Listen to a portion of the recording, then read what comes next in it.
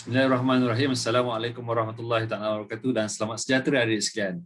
Saya mengambil kesempatan untuk mengucapkan selamat maju jaya kepada adik sekalian yang bakal menduduki peperiksaan SPM yang bermula pada 22 hari bulan ini. Okay.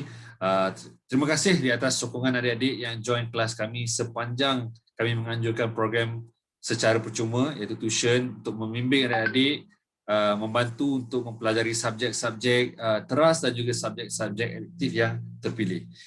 Di kesempatan yang ada hari ini, saya nak berkongsi dengan adik sebelum adik menghadapi peperiksaan SPM hari ini ataupun kali ini, tahun ini, saya ingin mengambil kesempatan untuk bercerita dengan adik. Apa yang perlu adik-adik buat, ada yang rasa macam-macam, panik, labah dan sebagainya.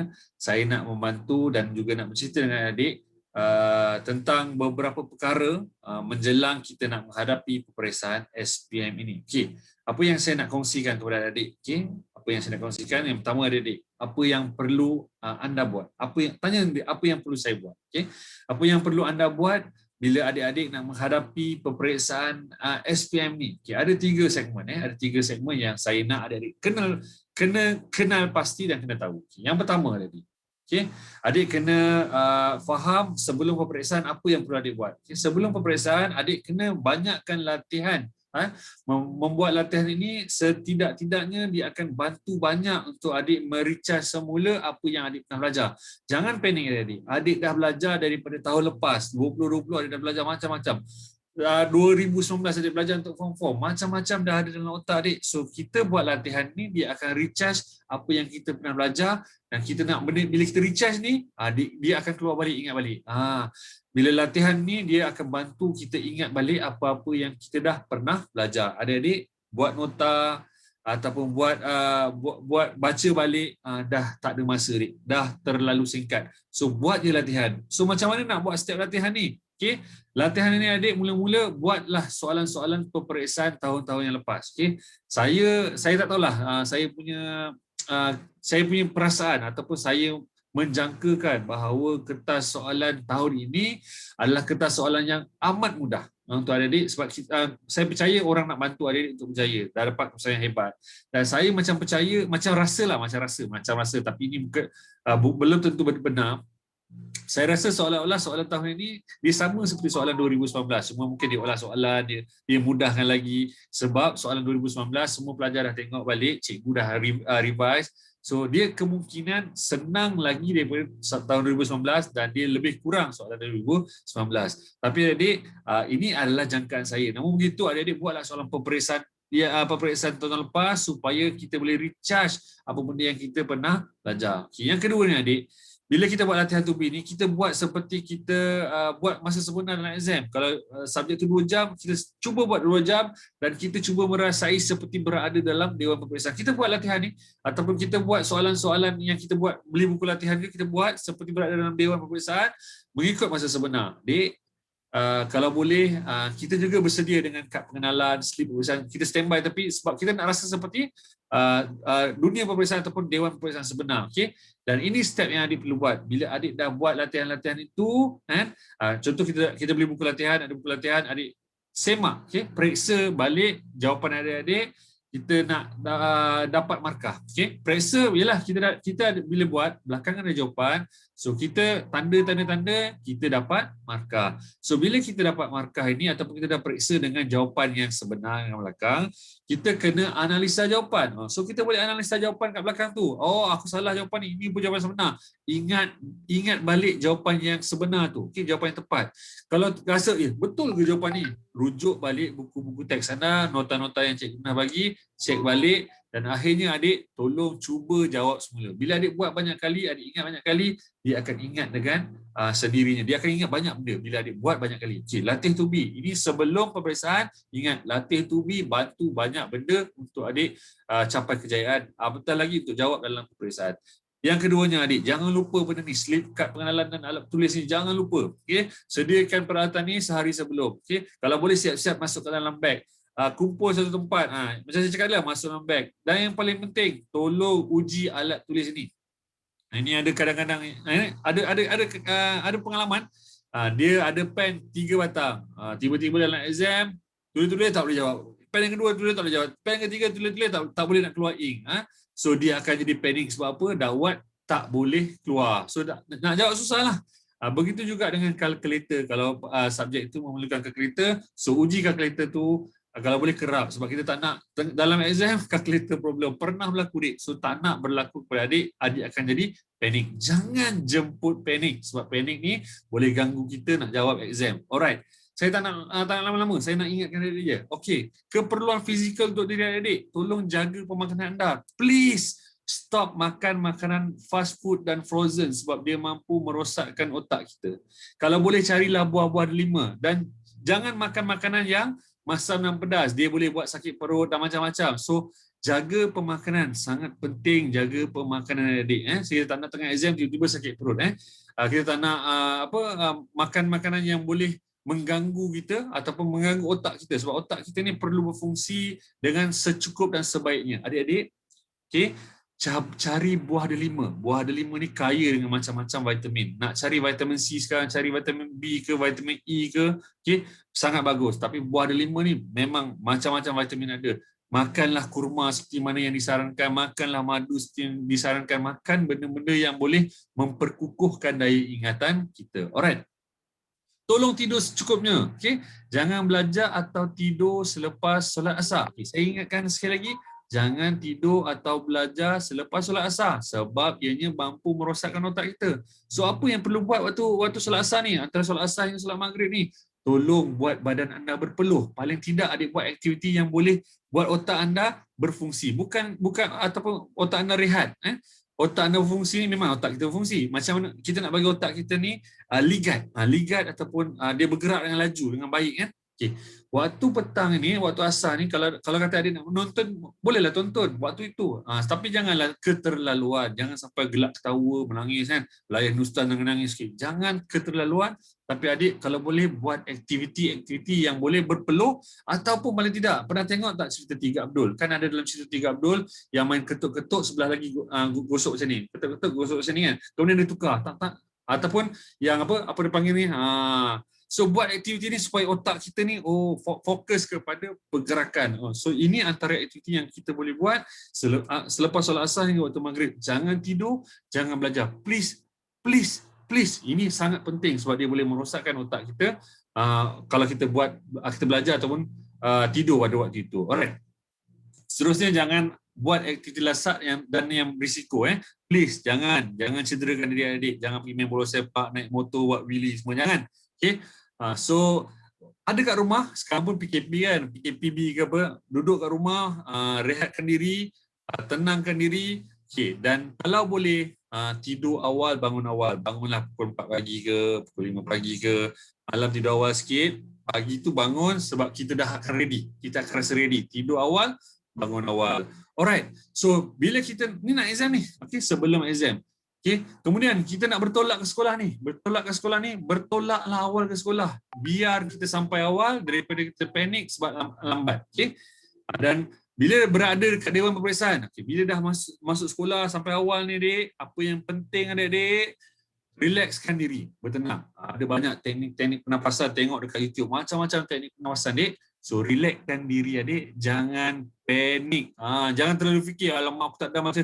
Lupakan tu, okay? Lupakan apa benda tu sebab dia boleh mengganggu panik. Kita jemput panik, tak nak jemput panik. Okay? Relaxkan diri. Cari benda-benda yang boleh menenangkan. Nyanyi ke, tengok benda-benda pokok hijau ke, zikir ke. Tenangkan diri adik. Tenangkan diri. Kalau macam saya suka sarankan adik yang beragama Islam, cuba baca ayat Alam Nashrah tu sebanyak 7 kali. Baca banyak kali, 7 kali. Biasa kalau sebelum belajar saya baca 7 kali. Sebelum jawab exam saya baca 7 kali. Okay. So jangan panik, relaxkan diri. Adik, tolong jangan keluarkan dulu peralatan dan dokumen yang diperlukan. Sebab kita nak masuk dewan. Dan tolong elak baca nota. Jangan baca nota lagi. Sudahlah kita dah belajar semalam, kita dah belajar seminggu, 2 minggu. Cukuplah sekadar apa yang kita dah baca tu, apa yang akan keluar nanti kita jawab je. jangan jemput panik dengan buka buku nota. Dan adik, tolonglah jauhi rakan anda yang sedang membaca nota atau sedang berbincang tentang subjek ataupun tajuk peperiksaan yang nak ambil ni, sebab ianya boleh jemput kita panik. Bila panik ni dek, bukan sekadar kita panik waktu itu, nak buka je set soalan nanti, nak jawab sampai habis kita akan panik. So dek, jangan jemput panik, relaxkan diri, itu yang paling penting. Okay? Jangan dekat dengan rakan-rakan yang tengah bincang tu jauh. Okay? Tengoklah, seperti saya cakap lah, benda-benda hijau ke, zikir ke, buatlah benda-benda yang bermanfaat. Ya, kalau boleh asing dengan orang, please kawan-kawan, aku nak privacy, aku nak relaxkan diri aku. Okay, jangan dekat dengan diri aku. Okay. So please relaxkan diri. Okay, dek. Semasa peperiksaan sangat penting juga. Okay. Tolong dengar apa arahan ketua pengawas. Jangan tiba duduk-duduk sebabkan panik terus buka. Okay. Dengar arahan ketua pengawas, apa yang perlu dibuat. Okay. Kemudian baca doa. Macam saya cakap tadi lah, saya baca 7 kali Alam Nashrah. Okay. Sebelum saya buka kertas soalan, dan isi maklumat penting, isi maklumat calon dengan teliti dekat form-form yang telah disediakan. Adik, tolong fahami arahan dan soalan sebelum jawab, jangan terus jawab. Nanti contoh kertas bahasa Melayu, bahasa Inggeris ni kan, kadang-kadang kita faham macam ni, rupanya soalan nak macam ni. So faham betul-betul soalan sebelum jawab. Okay? Tak nak nanti kertas konsep atau konsep markah pun salah. Alright? So faham arahan dan soalan sebelum jawab. Seterusnya, jika ada soalan susah, tinggalkan. Okay? Tanda dengan tanda nombor apa ataupun helaian mana, atau jawab soalan-soalan lain dulu. Jangan fokus kepada soalan susah. Pergi ke soalan lain dulu. Okey, dah selesai baru kita patah balik dan jawab soalan yang kita rasa susah tadi. Insya-Allah bila kita dapat jawab soalan-soalan tadi, banyak soalan-soalan kita dapat jawab, kita akan rasa motivasi yang tinggi, kita akan rasa confident, mungkin kita akan teringat balik dengan apa yang soalan yang susah tadi. Rupanya aku ingat, aku jawab balik. So tinggalkan soalan susah, tandakan kalau boleh, kemekkan helaian kertas soalan tu, kita tahu ni soalan aku tak jawab balik, kita boleh patah balik sebab kita ni terikat dengan masa. Alright. Seterusnya, jawab semua soalan, jangan tinggalkan tempat kosong. Kalau masa tu dah habis sekalipun, kalau itu objektif, tembak dek, mana tahu luck tembak dek. Jangan tinggalkan kosong, please, jangan tinggalkan kosong. Jawab semua soalan, buat imam macam mana pun, jawab semua soalan dalam peperiksaan. Alright. Selepas peperiksaan, ini pun penting juga. Selepas peperiksaan, bila habis je peperiksaan, keluar dalam peperiksaan, dek, jangan bincang dengan rakan-rakan. Kau jawab soalan apa tadi? Aku jawab soalan ni. Oh lama, kenapa salah? Belum tentu kawan kita ni betul, dek. Belum tentu kawan ni kita betul. So jangan pandang belakang, kita terus fokus kepada kertas peperiksaan yang seterusnya. So dek, jika ada masa yang gap masa antara kertas kita yang dah jawab tadi dengan kertas yang lain, so jangan terlalu bersenang. Okay? Rehat tu perlu ada rehat, tapi jangan terlalu bersenang. Kita akan susun balik jadual. Mudah-mudahan kita akan dapat balik rentak untuk belajar subjek ataupun kertas yang seterusnya. Sebab kita tak nak berehat yang terlalu lama dan dia akan mengganggu kita punya konsentrasi untuk belajar dengan paper seterusnya. So, rehat perlu tapi jangan terlalu bersenang kalau ada gap yang terlalu lama. Ni gap terlalu lama ni yang biasa orang senang. Tak apalah, besok aku belajar, kemudian aku belajar. So, saya mengambil kesempatan sekali lagi. Saya dah bagi pesanan sebelum exam buat apa, semasa dalam dewan buat apa, selepas peperiksaan buat apa. Dan saya percaya adik-adik yang hebat di sana, dah banyak dah cikgu-cikgu kita bantu. Dah banyak, bukan sahaja di tuition ni, malahan cikgu-cikgu anda di sekolah, mungkin juga cikgu-cikgu di pusat tuition, cikgu-cikgu anda yang anda kenal. Okay? Cuma 3 pesanan saya. Cuma 3 pesanan saya. Okay? Pesanan saya yang pertama, tolong minta restu mak dan ayah. Jumpa mak ayah, saya mohon maaf, mohon restu mak ayah. Okay? Mohon restu dengan mak ayah supaya kita dapat keberkatan ataupun kita dapat doa daripada mak ayah kita semasa menghadapi peperiksaan. Yang kedua ni, tolong buat 3 perkara ini. Cari cikgu. Yang kedua ni, cari cikgu anda yang pernah mengajar kamu. Ingat, keberkatan ilmu ni datang daripada seorang cikgu yang pernah mengajar kamu. So cari cikgu, buat 3 perkara ni. Yang pertama, cakaplah terima kasih kat cikgu.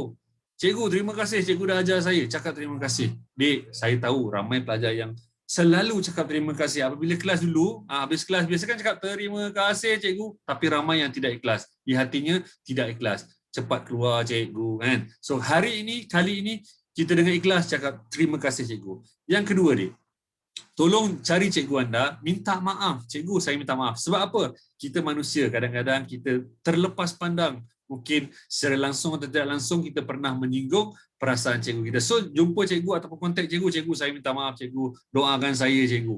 So benda ni, dua perkara ini mudah untuk pelajar, tapi perkara yang ketiga memang pelajar susah nak buat. Tapi kalau adik buat, dia akan buat hati cikgu kamu berbunga. Bila hati cikgu berbunga, dia akan doakan, dia akan tambah doa dia untuk adik-adik. Apa yang perkara yang ketiga ni? Adik-adik bila hubungi cikgu, cakap cikgu, saya sayang cikgu. Saya sayang sangat cikgu, cikgu dah banyak bantu saya. Terima kasih cikgu, minta maaf cikgu. InsyaAllah, mana tahu berbunga dia berkatkan segala ilmu. So adik-adik bila nak jawab exam tu tenang. Sebab keberkatan ilmu ni membawa ketenangan semasa nak hadapi peperiksaan SPM nanti atau exam nanti. Okay? Alright. Perkara yang ketiga. Okay. Pertama tadi jumpa mak ayah, yang kedua jumpa cikgu. Perkara yang ketiga.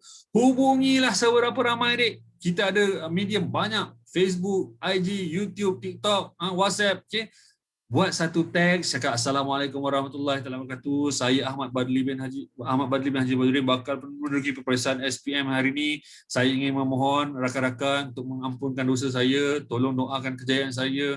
Dik, sebarkan ayat-ayat yang adik buat cantik-cantik ni bagi kat semua orang supaya semua orang doakan kejayaan adik. Dan saya mengambil kesempatan sekali lagi mendoakan adik-adik semua di sana untuk berjaya dan tenang untuk menghadapi peperiksaan SPM yang akan bermula pada 22 Februari nanti. Jadi adik, saya tak nak bercakap panjang, saya dah beri nasihat dan dah beri yang termampu yang boleh. Saya doakan adik semua akan berjaya. InsyaAllah kita jumpa di puncak kejayaan. Jangan tinggalkan ukhuwah, jangan putuskan ukhuwah, jalinkan ukhuwah ini, kita rapatkan ukhuwah ini, kita teruskan ukhuwah ini. Mudah-mudahan dengan keberkatan ukhuwah, dengan keberkatan semua yang kita telah laksanakan ini, memberi dan juga mendapat keberkatan daripada Allah Subhanahu Wa Taala. Sebarang kelebihan datangnya daripada Allah Subhanahu Wa Taala, sebarang kekurangan datangnya daripada saya dan tim-tim saya. Saya mengambil kesempatan ingin memohon ampun dan maaf sekiranya ada kekurangan dan kelemahan. Mudah-mudahan apa yang kita dah usahakan, apa-apa yang kita telah buat, saya bagi pihak guru-guru mendoakan dan juga memberkatkan segala ilmu. Mudah-mudahan adik semua akan berjaya dalam peperiksaan SPM dan berjaya dalam kehidupan di dunia dan akhirat. Sekian, Assalamualaikum warahmatullahi taala wabarakatuh. Terima kasih, thank you, share, nandri, syukran, ari kata hai. Pak Ali pergi ke Dubai. Thank you. Bye-bye. Selamat berjaya. Selamat maju jaya. Selamat maju jaya.